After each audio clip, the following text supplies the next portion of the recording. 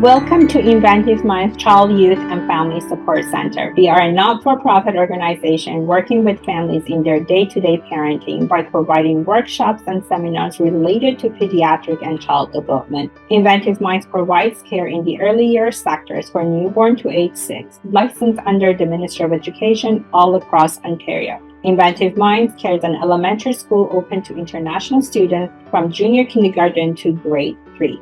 The Inventive Minds Family Center helps families in mediation, arbitration, and parent coordination cases related to family separation and divorce. We support families during and past separation and divorce. Inventive Minds works with court orders to conduct child voice report and parenting courses related to CAS, court, and mediation purposes. To learn more about our services, reach us at inventivekidz.com. My name is Rose, the founder of Inventive Minds Family Center. Thank you so much for joining this Inventive Minds Child, Youth, and Family Support Center workshop hosted by me, Adam Staviss, your youth development mentor and coach.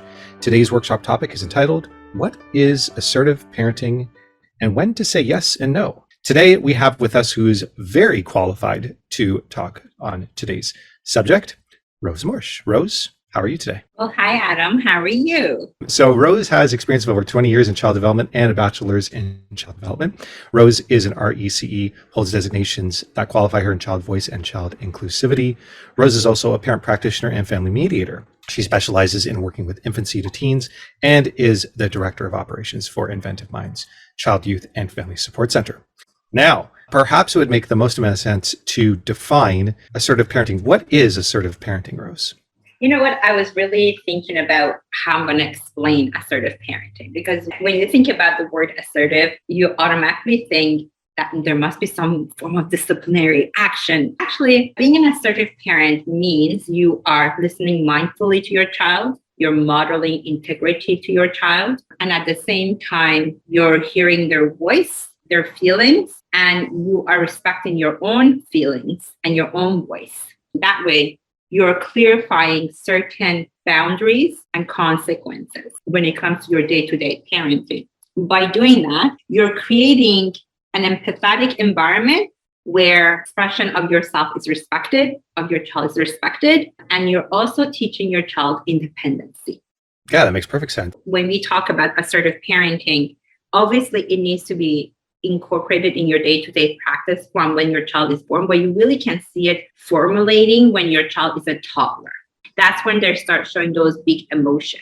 I don't like to call it tantrum or crying. I call it big emotion. There's a reason that they're crying. Sometimes it's because they want to get what they want to get. That becomes that stubbornness, trying to form their character. They want to form their own independency. It is exactly placing those boundaries that are age appropriate from early stages. Yeah, I like the idea of also like doing it the first day you have your child with you in home, that you're already developing this approach to parenting from day one. That way it kind of is second nature. Your child grows up in an environment where they're already kind of used to things being that way. With that being said, I'm sure there are many people that are listening in today come from a situation where they don't have a newborn. So if you are, you have a child that's older, and it's better to begin becoming assertive, and you might have to go through an adjustment phase of some sort, and perhaps we could talk about how to do that effectively later on, but starting at some point is better than not starting at all. It's never too late. When you start assertive parenting, if you started from early stages as early as toddlerhood, which is around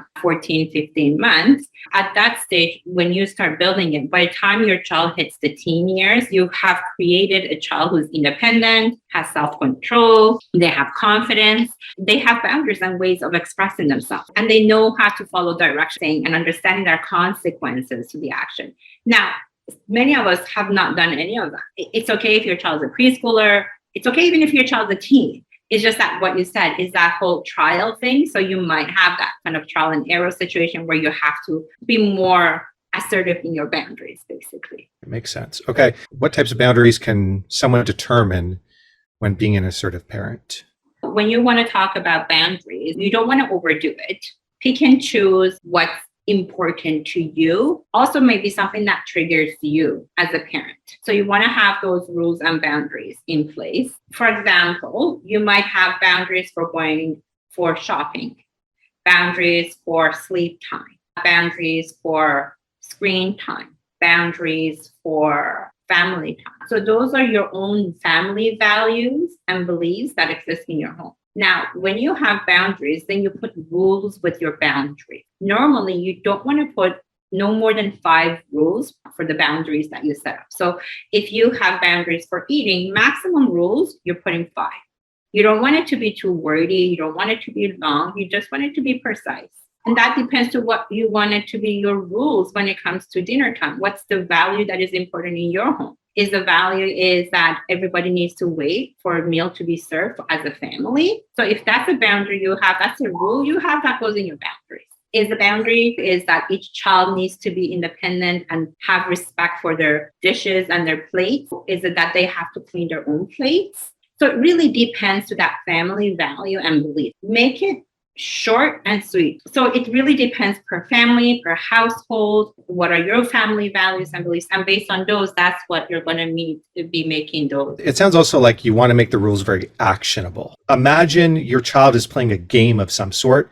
Think about the types of games that your child plays and what the rules are for those games and how they're defined. If they're at an age where the game is like as simple as big Lego blocks, the rules are pretty simple. Grab the Lego blocks, put them on the floor, move them around however you want. It's very simple, easy, actionable rules. So you want to try to kind of approach your rules as simply as that. And that kind of helps maybe you figure out how age appropriate your actionable rules are. Do keep in mind that everything that Rose and I talk about or say, these are all things that we've seen work in a variety of circumstances, but that doesn't necessarily mean that they're guaranteed to work for you and your circumstances because, well, everybody's circumstances are different. Let's also go into and talk about if it's possible to be an assertive parent and communicate care, love, affection at the same time. Absolutely. I think a lot of times when people think of the word assertive, this disciplinary action view, which it absolutely isn't. Obviously, with the words you use, you want to start your phrases in a positive way. You're not going to start your phrases with a no. You start your phrases with, walking feet.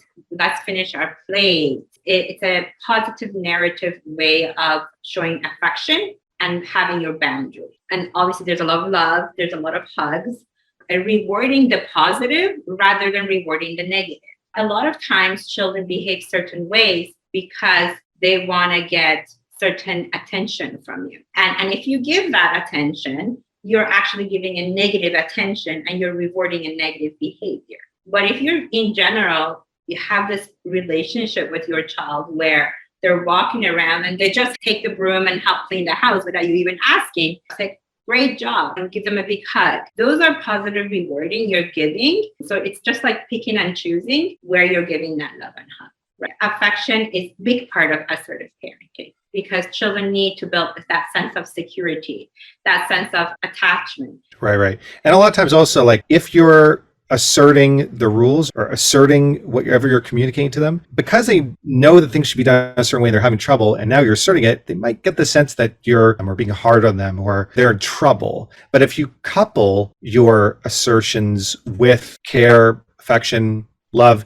oftentimes it can help to make a child know that everything's okay, they're safe, they're not actually in trouble. You're just taking the time to repeat what needs to be done and how it needs to be done. And ultimately, we all learn from repetition, especially children, right? I think that might help to manage expectations. But now maybe we can also talk about examples of what it looks like to be firm, calm with your child. Actually, this is called the 3 C's of assertive communication. It's having confidence in your communication with your child. So you believe in your ability to handle a situation. Clear.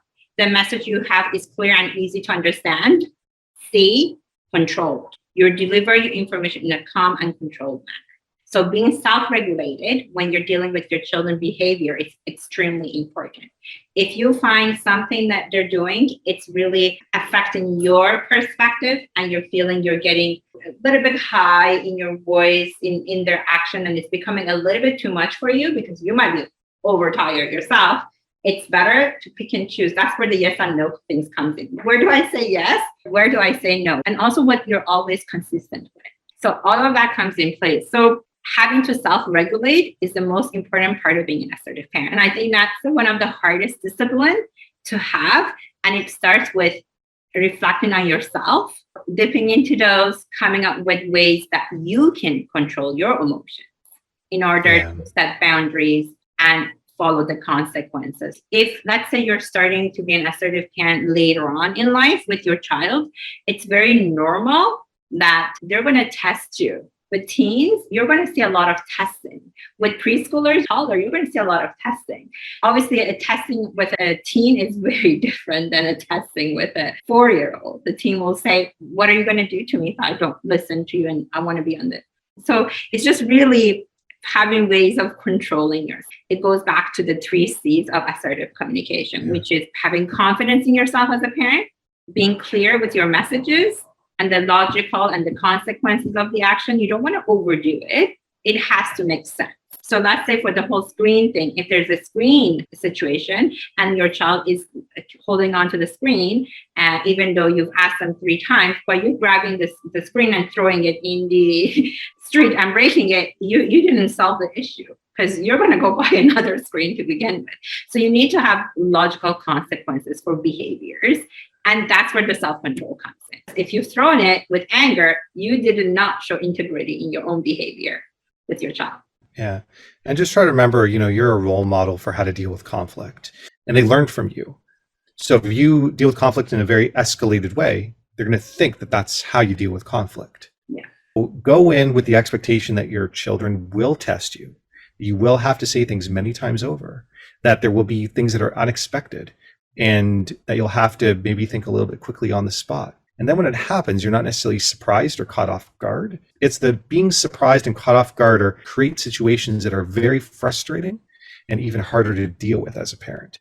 So maybe we can also go into some guidelines. I think there's 9 of them to outline. Would you be able to provide these 9 guidelines on how to be an assertive parent? But really the 9 guidelines for assertive discipline is don't overdo it. For toddlers, having perhaps 3 to 5 rules is enough. Be prepared. Consider which rules are important to you. Have your child use gentle hands, not hitting, or chairs, or for sitting, not standing and jumping on. Be consistent. For example, on Monday, you ask your child to use gentle hand. On Tuesday and Wednesday, you let your child pet the dog without saying anything. On Thursday, it will be hard for your child to understand when you say, use gentle hand. Be clear, simple, and age appropriate. So gentle hands, please, rather than long sections like do not hit, like using negative phrases in that concept. And then another one is say what your child can do, not what they can't do. So gentle hands, please, rather than don't hit the dog. Yeah, let them know what is the actionable thing that they should be doing. Yeah. Be calm and firm. And we talked about that. That goes back to that self-regulation time. Give time. Don't fuss if your child doesn't jump up immediately. The children need 3 reminders. You want to make those 3 reminders. The first one, 15 minutes before you want the transition to happen. Then 5 minutes before the transition time. And then the transition time.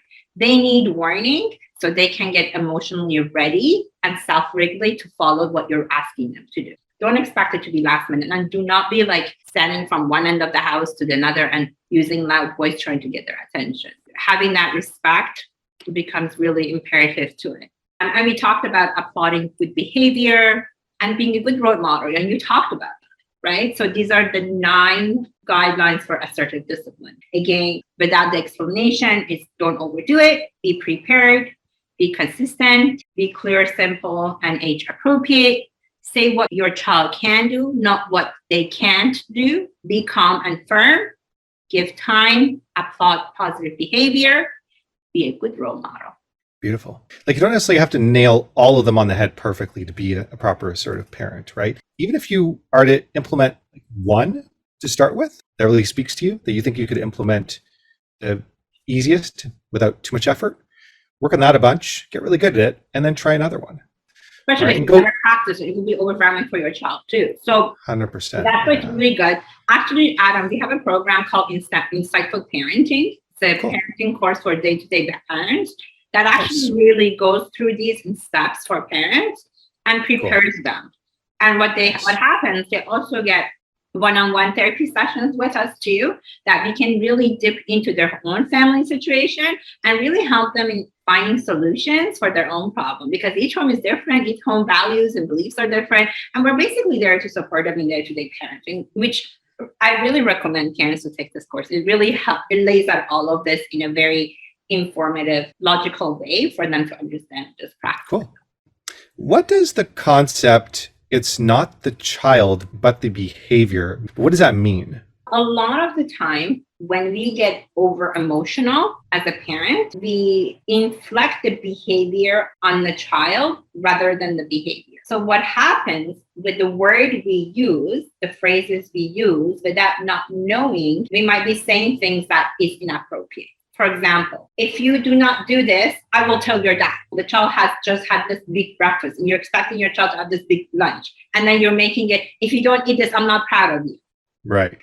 Saying phrases that can actually guilt trip our child, whether it's emotionally most of the time. So it's important to stay away from that kind of parenting style, because we don't realize that. And a lot of times we fall into that. I've seen that happen more often than it should. They're kind of intergenerational, passed on upon us, and we sort of pass it on to our children without recognizing we're actually using words that for a little brain, it's actually very hurtful, and we're not realizing. That's why it's important to know it's the behavior, not the child. So if you're putting an action in, you're putting an actions toward the behavior. If the rules are not followed, you also need to reflect back to your own rules. Are they age appropriate? Is the consequence good? Is the reward awesome? Sometimes it's self-reflection of what you're doing as a parent. Not everything is about the child behavior, right? There's so much things. If my child's showing this behavior because if my child has had the nap, has had the sleep, has had the food, like what part? Am I taking my child shopping when it's really her sleep time and she actually hasn't had, I just picked her up from school and she didn't even have her snack, and I'm making her to come into the shopping mall, walk around 2 hours with me? Like what? Like we have to look at many things before we assume. 100%. Yeah. I always try to say that, like, not just for children, for ourselves too. Like anytime you're just kind of not yourself, make sure that you've taken care of your basic necessities, right? Like you've had enough to eat, you've had enough sleep, you've had enough time to yourself, things like that. And if you haven't, could definitely contribute to the irritability for yourself. And it's going to be the same for your child. So always try to determine that first, because oftentimes if they're irritable and they're acting up, so to speak, or displaying big emotions, as Rose described it, a lot of times actually it's not something that is about what is currently going on in that moment. A lot of times it's just because of something else and they're already kind of irritable. So anything can just set them off. And especially since they're young children, they're not going to be able to know that. They're not going to be able to describe that or communicate that. The only way they can really communicate it is displaying big emotions. When you're communicating with your child, especially in a situation where they're not doing what they're supposed to do, and you're putting them in a situation where you're being hurtful, even if you don't mean to be, what that ends up communicating is when people don't do what you want them to do, you hurt them. Some you hurt them emotionally. Like this is what you do. Like for them, whatever you do is just the thing to do. It just is normal to them. So you really want to determine what sort of normal you want to create for your child. So focus on the behaviors. Definitely a very good. Let's talk about maybe some examples of when to say yes and when to say no about something. Well, there's some obvious examples, right? If your children are doing something that is not safe for them, which is going to happen, yeah, you want to steer them clear of that. But again, creating actionable words around it, that what they should be doing instead. For when our child is doing what we want them to do. So if they're following rules, encourage that. Say, yes, you followed the rules today. Maybe you have something that you set up where there's some sort of reward system. So that way you're not always pointing out what they shouldn't be doing, but also when they're actually doing things correctly, that you're making them aware of that. Again, it comes down to the attention factor. Your child the other day wants attention from you. So you want to be aware of when you're providing that attention. Your child is doing things, following the rules, following expectations. Good job. Awesome stuff. You follow the rules. You get a sticker. And when they're not following the rules, again, coming back to the assertive parenting, turning the no, don't do that into yes, this is what we do. Gives a little bit of a basis. I think you did amazing. The only thing I'm going to add on to that is the whole concept of HALT, HALT, which is very angry, lonely, tired. When you're using your yes and no's, you really want to look into that term, and you want to make sure you're being consistent in carrying out your yes and no's. So again, picking and choosing, and Adam was giving some perfect examples. And also another thing I want to add on, what is the morning battle you want to have with your child? So you want to sit down with yourself, which one is worth for me to be consistent over? Which one is it that I can maybe refer back to when we come back home? Right, that makes sense. What? I didn't appreciate you doing this, but we will discuss this when you come back home. And it is something you're going to discuss when you come back home. So you might decide not to have the consequences for it right that minute, but it doesn't mean when you come back, there is not going to be a discussion over it. Using those terms and looking at the emotional needs. I'd also like to say, oftentimes coming up with what the consequences will be if they don't follow what they're supposed to be doing beforehand, it can go very well with the rules. But I've seen this work quite well where the parent and child will come up with the consequences together. And a lot of times it's actually quite fascinating where the child will come up with consequences that are way worse than they actually need to be. It can turn it into something where you're setting an expectation with them. Like they already know that, hey, if you don't follow the rules, we came up with consequences together. You agreed with that. And now you can also work on what does it look like to negotiate things? What does it look like to come up with rules together? Try not to necessarily go about everything by yourself. It can be a lot more challenging to do that. Hopefully that all helps. Is there anything else that you wanted to relay or talk about when it comes to sort of, when we say yes, when we say no, that kind of thing? I think we kind of covered it fully. Yeah. If parents do have questions, they can definitely reach us at Inventive Kidz, KIDZ@gmail.com. We are able to send a link for the parenting course coming up on Insightful Parenting, which will take this really deep inside. Cool. It teaches parents many different layers and a lot of self-reflection on their own parenting and how their inner child parenting is, and that's how that can affect their emotions when it comes to parenting. So it's a really good program to join, and parents receive 2 therapy sessions with it as well. The link will be sent for them. If they want to register, they're more than welcome to, and then we can help them. Very good. This will be available on Spotify, will be available on our website. You're more than welcome not to just listen to this workshop and many other ones that are pre-recorded on our website on your own personal time. You can look at it, listen to it. You might decide, I need to learn about tantrum, how to handle tantrum. I need to learn how to deal with picky eatings, or, I just want to take a full parenting course. So there's many different resources available. We have pediatrics that come and talk about different topics. We have nutritionists. So there's many different resources available for anyone to go in and sort of click and review and do their own little sessions at home. Reiterate that you can reach out to Rose with her email address, inventivekidz with a Z @gmail.com. Of course, I want to thank you all for joining this Inventive Minds Child Youth Family Support Center workshop. Visit www.inventivekidz, again with a Z.com, to learn about the many other workshops that Rose was just going through with all of you. You can check out a replay of this and many of our other podcasts by searching Inventive Kidz, again with a Z, on YouTube, and the Parent Toolbox on Spotify. And join the Parent Toolbox Facebook community group today by searching the Parent Toolbox on Facebook. And thank you, Rose, very much. Thank you all for being here. And I'm sure we'll see you all again for another workshop very soon. Very soon. Thank you.